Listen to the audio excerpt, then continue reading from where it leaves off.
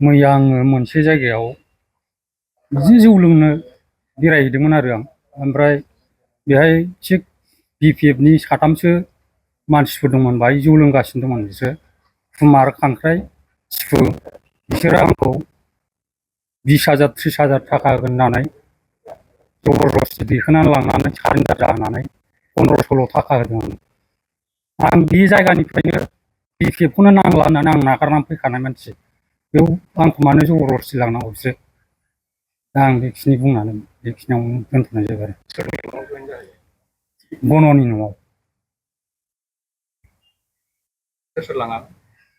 सिफु, खांख्राइ, खुमार, बिसोर साथाम। फैसाखौ 1500 होदों। आं दा गावसिनो जासिहरफिनदों दहाय। नांगौबा 500 बारा हरगोन आं होनना बुंहरदों दहाय। नोंसिनि 1500 थाखाखौ आंनो नाङा होननानै।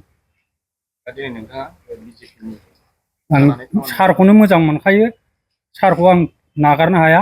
गोदोनिफ्रायनो आं सारजों लोगोखा, आरो आं बिजिखौनो मदद होनो होननानै ओंखारबोखानाय आं। नोंथांनि लोगोसे सोरखौबा बिदि खालामाखै। आंल' थांखादों थांनाया।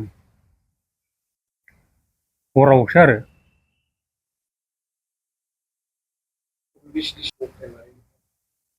जारबारि प्राइमारि, बनरगाव ब्लकनि गोलैयो। दैदेनगिरिफोरथ' बिदिनो बन'मोनल'सो दं जाहैबाय। खुमारमोन, सिफुमोन। औ। नोंथाङा मा सानो BPF दोलोआव थांफिननाय नंला? आं BPF दलखौ आं नागारनानै फैखानायखा। दिनैनिफ्राय आं थांला, बेबादि दिन्थिहैला आं।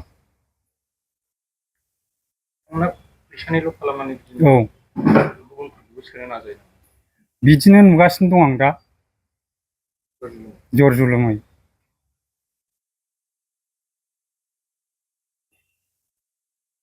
दाबोथ' ओरैनो BJPखौ फेजेननो हानाय आं नुवाखै दासिमाव।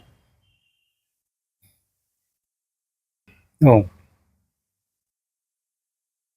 गैया। राजिब सारखौ गोदोनिफ्रायनो जों फोथायखायो, बिराद मोजां मानसि। लोमजाबा साजाबा बिथाङा जोंखौ गथ' गथाय बिदिनो फरायनाय मानायनिबो अनेकबार सहाय हरबाय जोंनो।